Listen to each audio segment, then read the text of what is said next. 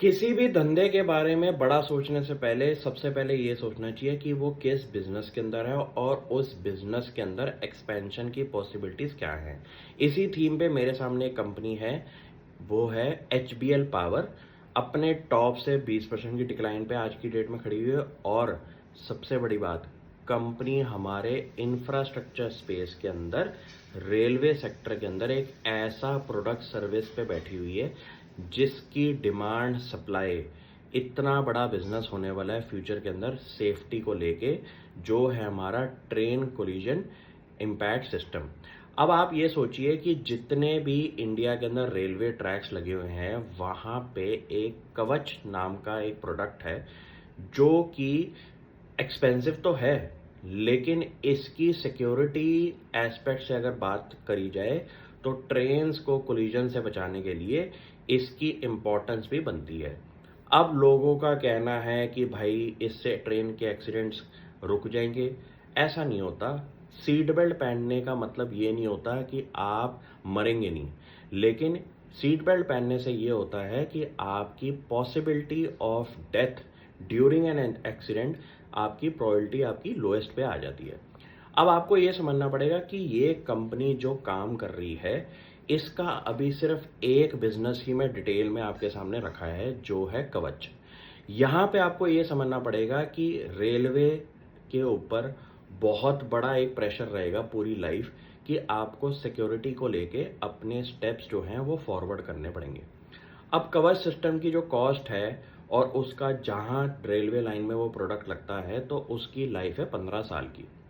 ये जब जब इंडिया के रेलवे सिस्टम के अंदर किलोमीटर्स के अंदर लगेगा, वहाँ पे ऑपरेशनल मेंटेनेंस का भी खर्चा आएगा, उस प्रोडक्ट को लगाने का भी खर्चा आएगा। और इंडिया के अंदर अभी 3 वेंडर्स हैं जो कि इस प्रोडक्ट को ऑपरेशनलाइज सिस्टम पे लगा चुके हैं, और ये एक की वेंडर्स के नाम पे रेलवेज ने चूज करे हैं। उसमें से एक कंपनी हमारी एचबीएल पावर।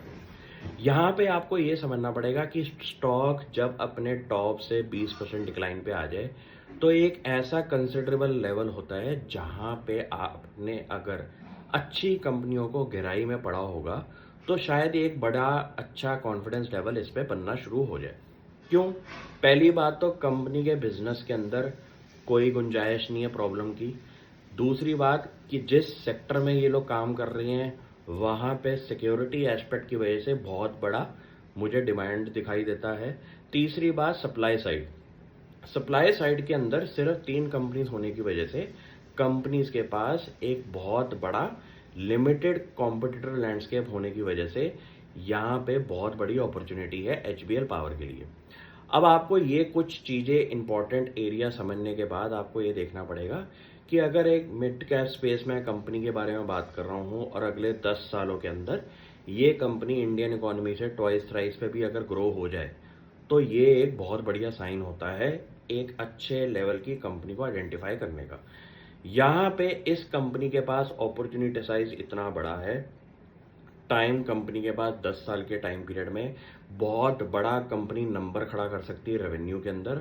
और यहाँ पे आपको ये देखना पड़ेगा कि ये सिस्टम प्रोडक्ट्स जो कंपनी बना रही है, उसकी रिक्वायरमेंट आने वाले फ्यूचर में बढ़ती हुई कैसे दिखाई देगी। तो अगर आपको ये दिखाई दे जाए कि पिछले लास्ट 1-2 साल के टाइम पीरियड में ट्रेन एक्सीडेंट्स का रीज़न आपको समझ में आ जाए, तो उसकी प्रोबेबिलिटी को कम करने के लिए ही आपका कवच सिस्टम यूज़ होता है।